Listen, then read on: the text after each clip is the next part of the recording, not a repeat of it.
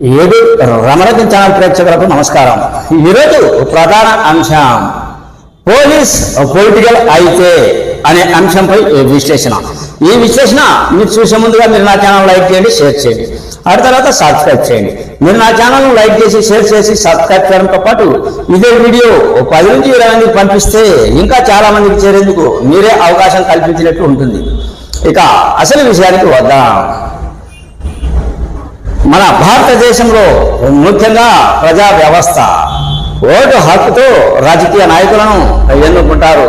ఈ ఓటు హక్కుతో రాజకీయ నాయకులను ఎందుకు ఎన్నుకుంటారు అంటే పేదరిక నిర్మూలన అంటారని, వ్యవసాయ రైతులు బాగుపడతారు అని, ఆ తర్వాత మొత్తం ఉద్యోగావకాశాలు నిరుద్యోగులకు ఇస్తారు అని, ఆ తర్వాత పరిశ్రమలు వస్తాయి అని, దేశం అభివృద్ధి జరుగుతుందని, మన భారతదేశం అంతా కూడా రామరాజ్యం వస్తుంది అని ఆలోచించి ప్రతి ఓటరు ఏదో ఒక నాయకుని ఎన్నుకుంటారు. ఎన్నుకున్న తర్వాత వాళ్ళ ఆస్తిపాస్తులు పెంచుకోవడం తప్ప వాళ్ళు ముందుకు మంత్రులై, అటు తర్వాత ప్రధానమంత్రులై, అటు తర్వాత కోటాను కోట్లు సంపాదించుకొని విదేశాలలో చాలా మంది భార్య పిల్లలతో హ్యాపీగా ఉండడం తప్ప రాజకీయ వ్యవస్థ ప్రజల కోసం కాదు అనేది సుస్పష్టంగా అర్థం అవుతూ ఉంది. కానీ ఓటరు మాత్రం ఏదో చేస్తారు అని నమ్మి ఆ నమ్మకాన్ని హామీల రూపంలో రాజకీయ నాయకులు ఓటర్లను ప్రభావితం చేసి రాజ్యాన్ని దక్కించుకొని, అదే రాష్ట్రాన్ని దక్కించుకొని మంత్రులు అవుతారు, ప్రధానమంత్రులు అవుతారు. సరే, ఈ విషయాన్ని పక్కన పెడదాం. ప్రస్తుతం జరుగుతున్న ట్రెండ్ ఆంధ్రప్రదేశ్ రాజకీయ విషయానికి వద్దాం. ఆంధ్రప్రదేశ్ రాజకీయం కూడా ఏ విధంగా వెళ్తుంది అంటే నేను చెప్పాను కదా, అదే విధంగానే వెళ్తుంది, మార్పు ఏమీ లేదు.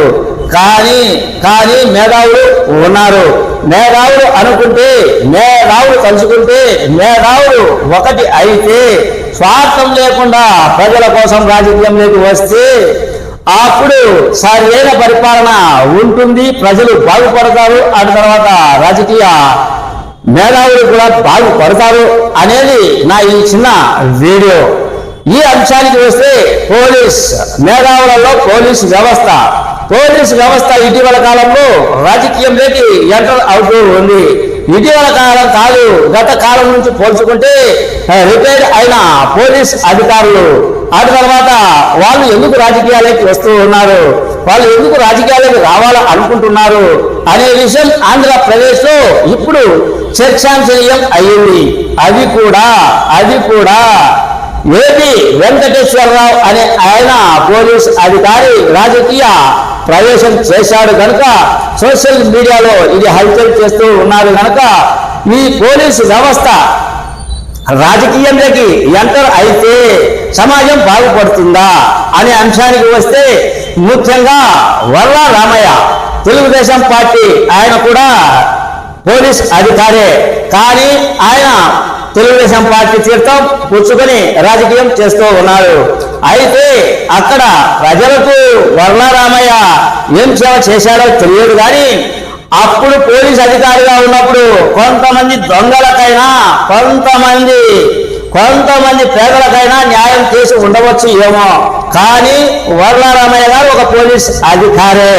ఇప్పుడు తెలుగుదేశం పార్టీలోకి వచ్చాడు, ఒక పార్టీకి మొగ్గు చూపుతూ ఉన్నాడు, కీలక పాత్ర వహిస్తూ ఉన్నాడు. ఆయన కూడా ఒక పోలీస్ అధికారే, కానీ పార్టీ కోసం కృషి చేస్తూ ఉన్నాడు. ఆ పార్టీ ప్రజల వద్దకు పోయి, ప్రజల చెంతకు పోయి ఏమాత్రం పనిచేస్తుందో, ఎక్కడ చేస్తుందో తెలుగుదేశం పార్టీ ఆంధ్రప్రదేశ్ ప్రజానీకానికి బాగా తెలుసు. ఇక వర్ల రామయ్య విషయాన్ని పక్కన పెడితే ఇటీవల కాలంలో ముఖ్యంగా ఇంకొక ఆయన ఎంటర్ అయ్యాడు. ఆయన ఎవరు అంటే ముఖ్యంగా గుంటూరుకు చెందిన యేసురత్నం కూడా ఒక పోలీస్ అధికారే.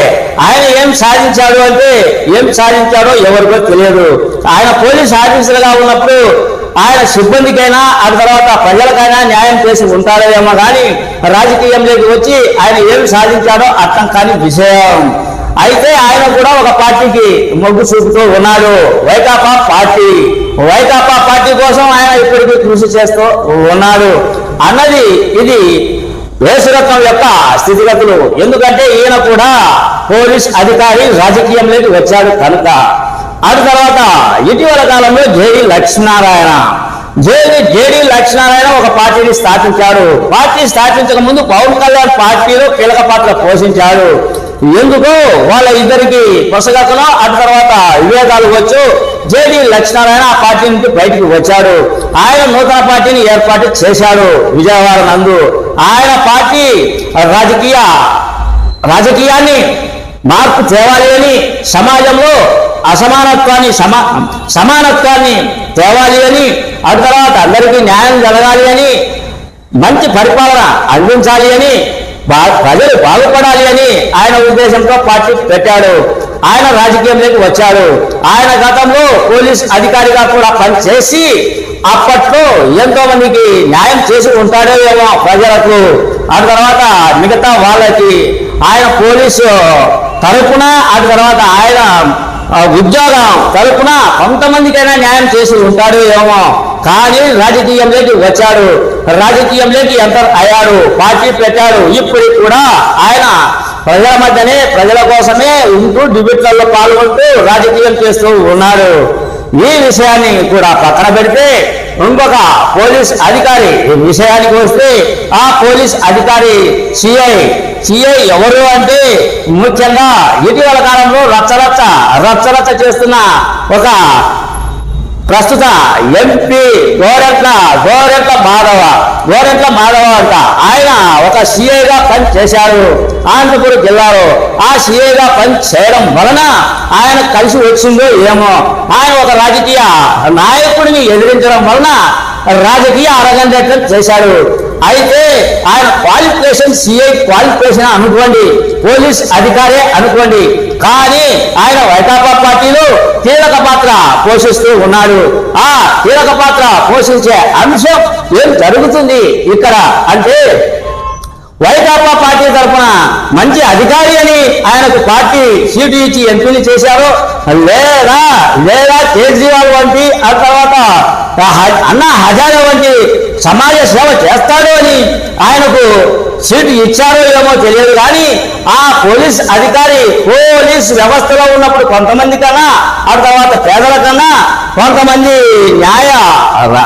న్యాయం విషయంలోనైనా ఆ పోలీస్ స్టేషన్లో న్యాయం చేసి ఉంటాడేమో. కానీ రాజకీయంలోకి వచ్చాడు. ఏం సాధించాడు అంటే పార్టీ మనుగడ కోసమే. అయితే నేను అనేది ఏమిటి అంటే, మేధావులంతా ఒకటి అవ్వాలి, మేధావులంతా కలిసాలి. మేధావులంతా కలిస్తే ఆంధ్రప్రదేశ్ లో రాజకీయ దిశా నిర్దేశాన్ని బ్రహ్మాండంగా మార్చవచ్చు. రాబోయే మేధావులంతా ఏదో పార్టీ పెట్టాలని ఉద్దేశంతో ఉన్నారు. ఆ మేధావులంతా కలిస్తే రాజకీయ పార్టీ ముందుకు నడిస్తే, అది ప్రజలు నమ్మితే అప్పుడు ఆంధ్రప్రదేశ్ రాజకీయం మారుతుందో ఏమో తెలియదు. అయినా దీనికి లింకు చాలా ఉంది. ఏమి లింకు ఉంది అంటే, పోలీస్ ఆఫీసర్లైనా, ఆ తర్వాత మేధావి అయినా, ఆ తర్వాత ఎవరైనా సరే రాజకీయంలోకి రావాలి అంటే మొదట డప్పు సంచులతో రాజకీయం రావాలి.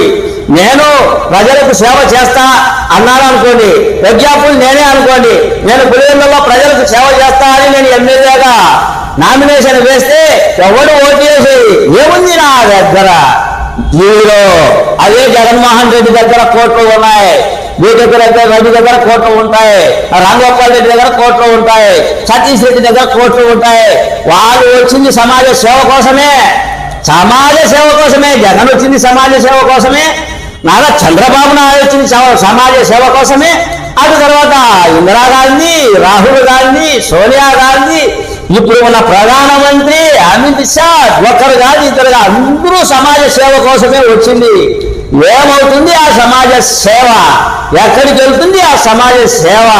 రూపాయి, 10 రూపాయలు, 20 రూపాయలు, 30 రూపాయలు, 40 రూపాయలు, 100 రూపాయలు రేటు పెరగడం తప్ప పేదవానికి అన్నం దొరకలేదు పరిస్థితి వస్తుంది తప్ప సమాజ సేవ భలే ఉంది. నేను కూడా సమాజ సేవ చేయాలనుకుంటున్నా. సమాజ సేవ చేయాలి అంటే ఎవరు చేయాలి? మనుషుల కోసం మేము పనిచేస్తామనే వాడికి ఓటు వేస్తారా? అది లేదు. అది రావాలి అంటే ఓటర్లలో మార్పు రావాలి.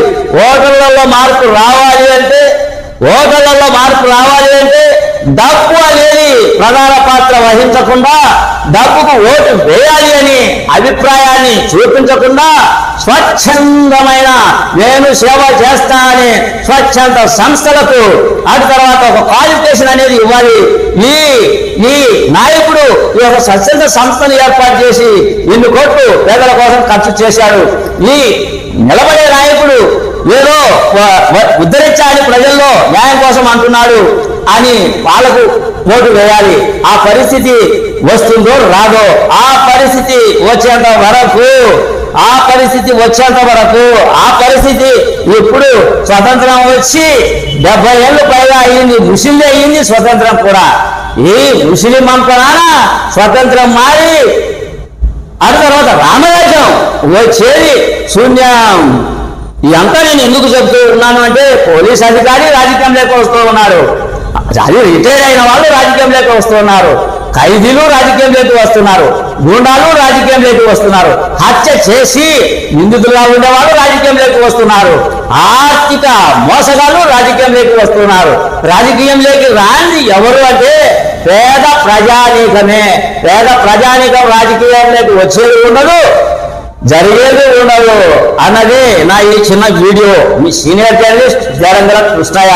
ఇది ఎవరిని తప్పులు పట్టడానికి ఎవరిని ఉద్దేశించి నేను ఈ వీడియో చేయలేదు. నాకున్న అనుభవంతో, నాకున్న రాజకీయ అనుభవంతో నేను ఈ వీడియో చేశా. తప్పులు ఉంటే క్షమించగలరు. మీ సీనియర్ జర్నలిస్ట్ జరంగల కృష్ణయ్య. నమస్తే.